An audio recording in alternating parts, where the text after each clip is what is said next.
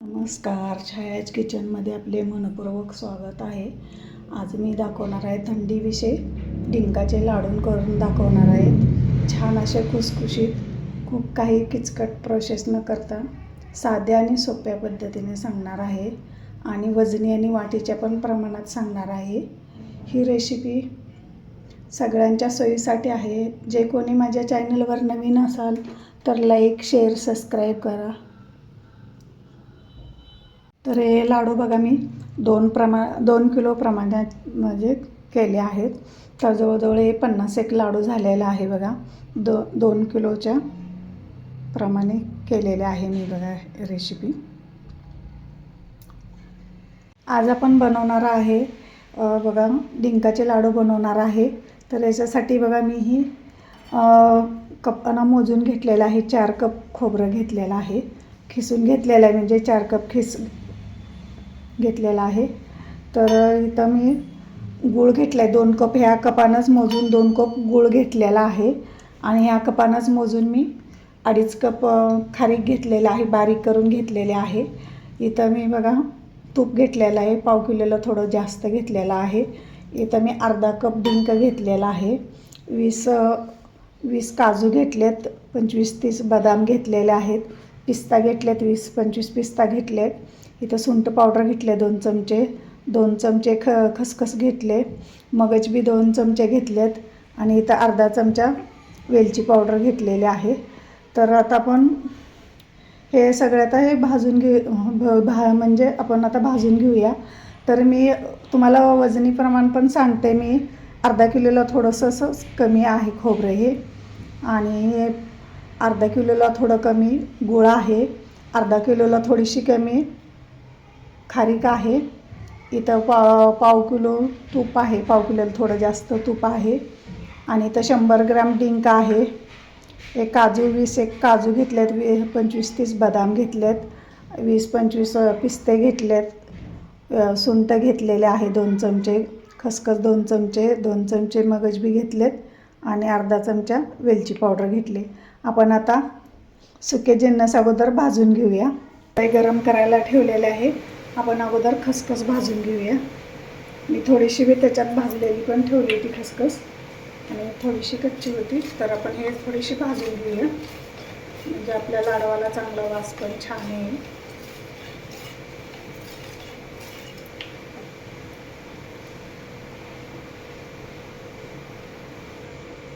इथं बघा आपली खसखस चांगली भाजलेली आहे. आपण आता काढून घेऊया. आता आपण खोबरं भाजून घेऊया. 2 वेळा भाजून घ्यायचं आहे आपल्याला. एकदम टाकलं की व्यवस्थित भाजलं जात नाही, म्हणून 2 वेळा भाजून घेणार आहे. तर याला एकसारखं हलवत राहायचं आहे, करपू द्यायचं नाही, म्हणजे करपलं तर आपल्या लाडवाला वास म्हणजे चांगले लागणार नाहीत. म्हणून एकसारखं असं हलवत राहायचं आहे आणि मिडियम गॅसवरती भाजायचं आहे. आपल्याला व्यवस्थित हलवता येत नाही तर 2 उलटणी घ्यायचे आहेत, असं खालीवर करून घ्यायचं बारीक गॅसवरती बघा. व्यवस्थित खोबरं भाजलं की आपल्या लाडवाला काही सुद्धा होत नाही. इथं बघा आपलं चांगलं खोबरं भाजलेलं आहे बघा, खरपूस चांगलं भाजलेलं आहे, बघू शकता. इथं बघा मी अगोदरचं हे खोबरं भाजून घेतलेलं आहे. आता मी दुसरी बॅच, इथं बघा मी दुसरं खोबऱ्याची बॅच म्हणजे भाजायला घेतलेले. पहिले एकदा भाजून झालेलं आहे. तर खोबऱ्यामध्ये ना लो कॅल्शियम, प्रथिने, सुकं खोबरं रोज चावून खाल्लं तर ना खूप म्हणजे छान आहे आपल्याला आरोग्याला. आणि खोबरं हे रोगप्रतिकारशक्ती पण वाढवते. केसासाठी खोबरं खूप छान आहे. तर तुम्ही बघा याचे खूप म्हणजे फायदे आहे. माझा व्हिडिओ शेवटपर्यंत बघा. आपल्याला हे थोडंसं तांबूस रंगावरती भाजून घ्यायचं आहे खोबरं. मला जेवढे म्हणजे याची माहिती आहे तेवढे मी तुम्हाला सांगत जाईन, तर तुम्ही नक्की माझा व्हिडिओ शेवटपर्यंत बघा. एकसारखं असं हलवत राहायचं आहे असं. इथं बघा आपली दुसरी बॅच पण आपली खोबऱ्याची भाजून झालेली आहे. आपण आता हे पण काढून घेऊया. इथं आपण आता खारीक भाजून घेऊया बघा. आपण आता 1 चमचा तूप टाकायचं आहे. मी गावरान तूप घेतलेलं आहे, 1 चमचा मी तूप टाकलेलं आहे. आणि याच्यामध्ये खारीक आपण अर्धी अर्धी करून भाजायचे आपल्याला.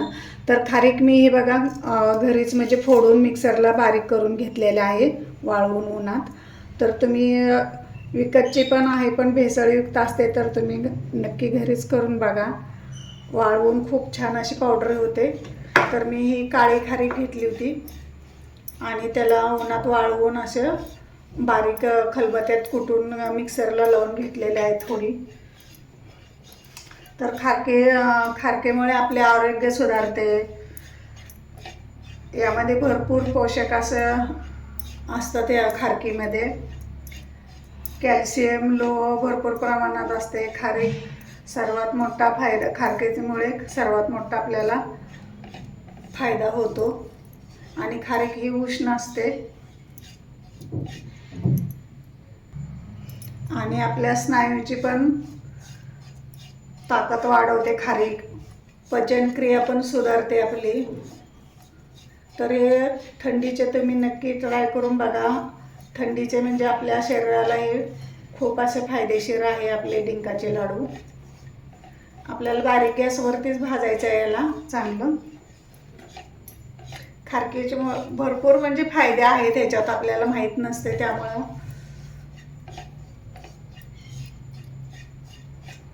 इथं बघा आपली खारीक भाजलेली आहे. आता आपण काढून घेऊया. आता आपण दुसरी पण बॅच बघा अशीच खारीक भाजून घेऊया.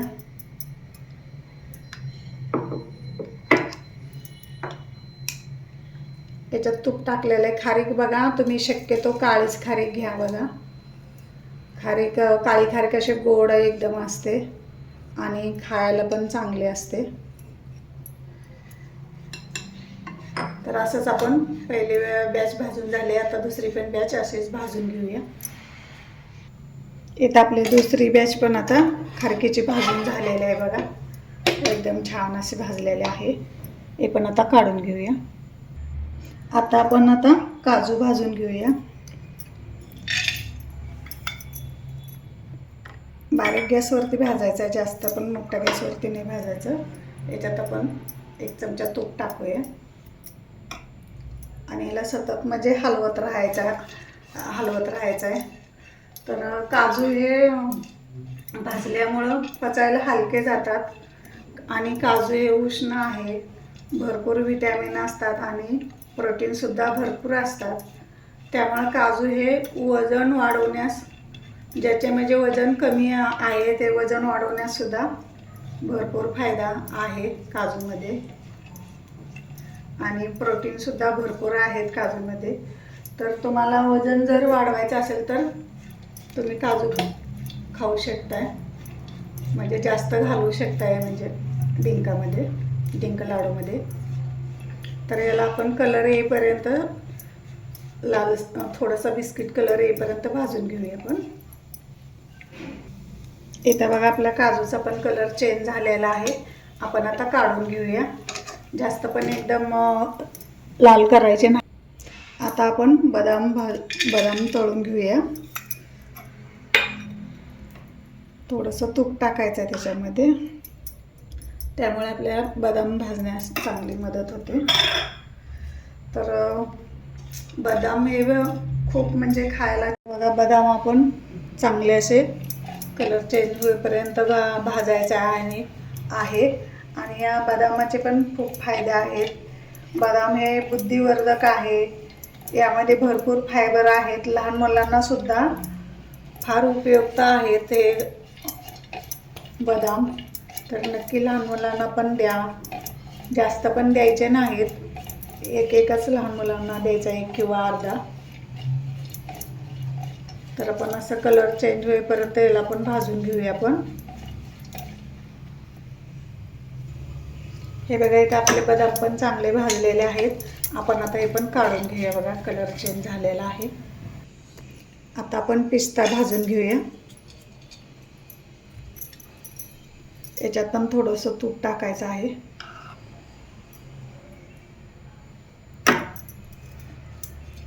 आणि याला थोडंसं असं भाजून घ्यायचं. पिस्ते पण आपल्याला खायला खूप असे पोषक आहेत.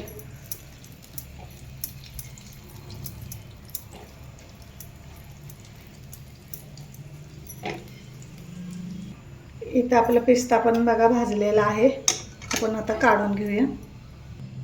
इथं बघा मी थोडंसं मगज बी घालणार आहे. तर मगज बी पण हे आपले वजन कमी करण्यासाठी मदत करते बघा. ह्याला अगदी थोडंसं मी हे करून घेणार आहे, अगदी तुपावर अगदी 1 मिनिटभर. बघा ह्याला येतं भाजलेलं आहे ते पण आपण बघा आता जास्त भाजायचे नाही मगज बी, आपण नुसतं तुपावर आवाज यायला लागला चट असा, तर लगेच आपण काढून घेऊया. इथे बघा मी थोडीशी म्हणजे तुपावर खसखस भाजून घेणार आहे. अगोदर जरा भाजलेले आहे, थोडीशी मला जरा हे वाटते कच्ची, पण मी थोडीशी तुपावरती भाजून घेणार आहे. थोडंसंच एक 2-3 सेकंद असं भाजून घेणार आहे बघा. तर हे खसखशीचे पण खूप असे गुणधर्म आहेत याचे पण. तर खसखशीमुळे आपल्या नेत्राची समस्या दूर होण्यास मदत होते. पचन, ॲसिडिटी, वात, कफ दूर होण्यास मदत होते. खसखशीमध्ये भरपूर फायदे आहे. कोलेस्ट्रॉल कमी करण्यास मदत करते. तर या खसखशीमध्ये पण खूप असे फायदे आहेत. तर आता बघा माझी झालेली आहे भाजून तुपावरती, आपण काढून घेऊया. आता आपल्याला बघा डिंक भाजून घ्यायचा आहे, तळून घ्यायचा आहे डिंक. तर आपण तूप घालायचं आहे, भरपूर तूप घालायचं आहे आणि थोडंसं मागं ठेवायचं आहे आपल्याला.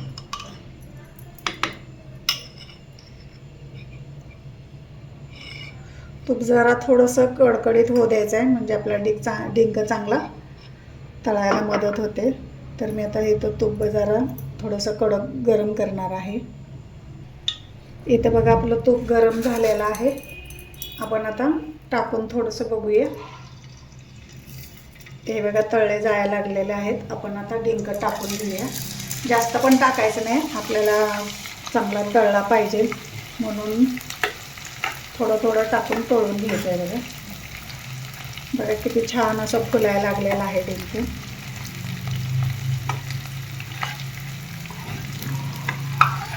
तर चांगला आतमध्ये पर्यंत तळेल असं तळून घ्यायचं आहे आपण बघा.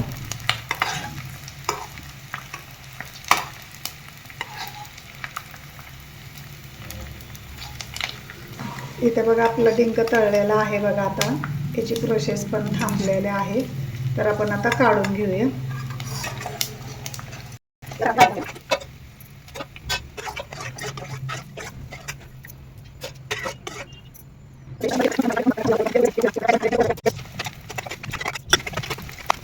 इथे बघा आपलं तूप हे गरम झालेलं आहे. आपण आता ह्याच्यात गुळाचा पाक करून घ्यायचा. पाक म्हणजे आपण नुसता गुळ विरघळून घ्यायचा आहे. आणि हे पण आता आपण तूप सगळं राहिलेलं वाटीतलं पण त्याच्यामध्ये घालून घ्यायचं आहे. हे बघा, हे पण तूप सगळं त्याच्यात घालून घ्यायचं आपल्याला.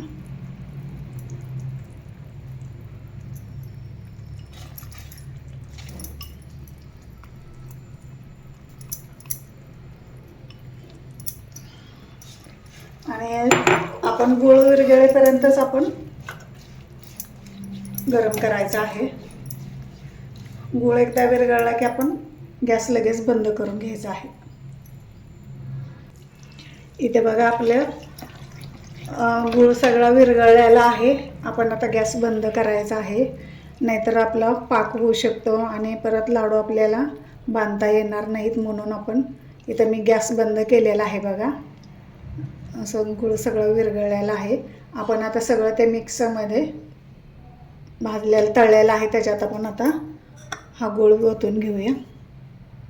इथे बघा सगळं खारी, खोबरं, ड्रायफ्रूट हे सगळं भाजलेलं आपण हे सगळं आता मिक्स करून घेऊया. हातानंच करूया आपण.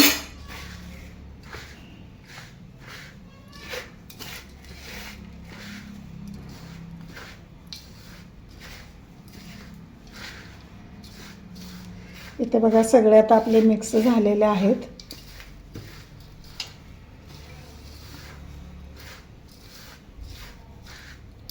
आता हे डिंक आहे ना, मी बारीक करणार नाही मिक्सरला. बघा एकदम खुसखुशीत असा तळलेला आहे बघा, जरा पण काही राहत नाही याच्यामध्ये. बघा हे बघा. तर हा डिंक आहे ना आपल्या लाडूमध्ये तसंच टाकायचं आहे की आपल्याला खाताना एकदम खुसखुशीत असा लागतो, म्हणून मी डिंक हा असाच टाकणार आहे याच्यामध्ये.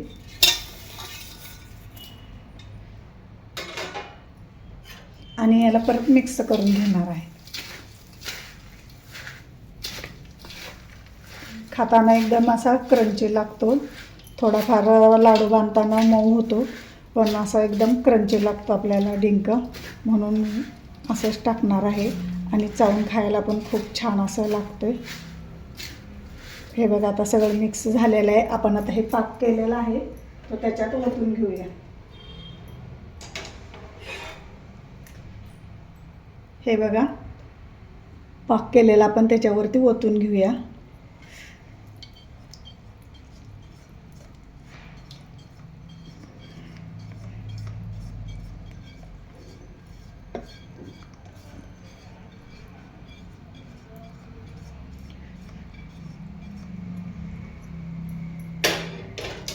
आणि याला मिक्स करून घेऊया आपण.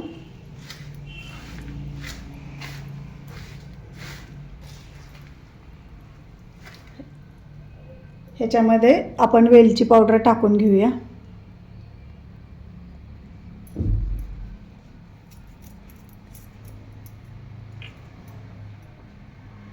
आणि सुंठ पावडर, आणि याला मिक्स करून घेऊया. वेलची आणि सुंठमुळे आपल्याला स्वाद पण छान लागतो आणि सुंठ हे पचायला पण चांगले असते, म्हणून सुंठ पण घालून घ्यायचे आहे. बघा याला आता सगळं मिक्स करणार आहे मी पूर्ण. इथे बघा सगळा गोळा आता मी मिक्स केलेला आहे ह्याच्यामध्ये. आता आपण बघा लाडू बांधून घेऊया. छोटे छोटे लाडू बांधायचे, जास्त पण मोठे बांधायचे नाहीत. हे बघा आपल्या हाताला गरम आहे तोपर्यंतच बांधायला घ्यायचे आहेत. आपल्या हाताला सोसल असं बांधून घ्यायचं आहे.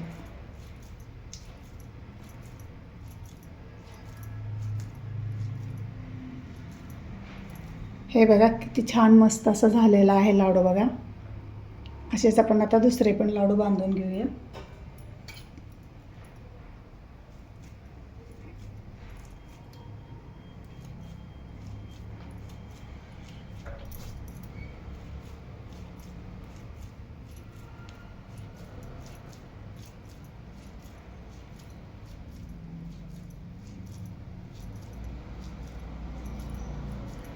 बघा किती छान मस्त असं झालेलं आहे. असेच आपण आता दुसरे लाडू बांधून घेऊया. इथं माझ्या डिंकाचे लाडू करून तयार आहेत. माझी रेसिपी आवडली तर लाईक करा, शेअर करा, सबस्क्राईब करा. माझा व्हिडिओ शेवटपर्यंत पाहिल्याबद्दल तुमचे खूप खूप धन्यवाद. बघा मी तुम्हाला तोडून पण दाखवते. बघा एकदम मस्त असं खुसखुशीत झालेले आहेत. बघा बघू शकताय तुम्ही, एकदम छान असे झालेले आहे खुसखुशीत. आणि तुम्ही नक्की ट्राय करून बघा. माझी रेसिपी कुठंही स्किप करू नका. माझा व्हिडिओ शेवटपर्यंत बघा. लाईक शेअर सबस्क्राईब करा. तुम्हाला मी खाऊन पण दाखवते. बघा